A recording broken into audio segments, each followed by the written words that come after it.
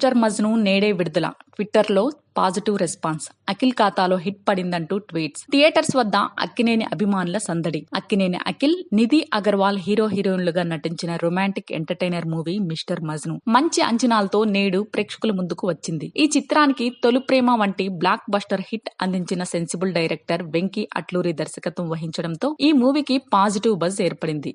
దీనికి తోడు teaser ట్రైలర్లు fresh look తో ప్రేక్షకులకు చేరువ కావడంతో విజయంపై ధీమా వ్యక్తం చేస్తూ నేడు ప్రపంచవ్యాప్తంగా మిస్టర్ మజ్ను చిత్రాన్ని విడుదల చేశారు.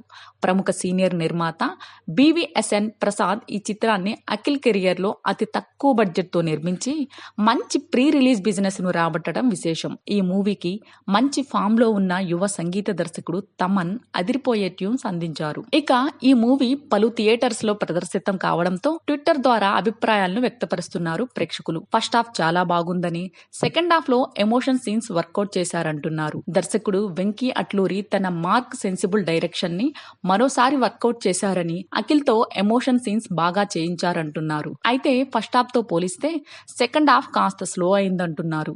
Akhil screen emotions, dance, fights తో ఆకట్టుకున్నాడని, నటన పరంగా చాలా ఇంప్రూవ్ అయ్యారని, సిసింద్రి అఖిల్ ఈజ్ బ్యాక్ అంటున్నారు.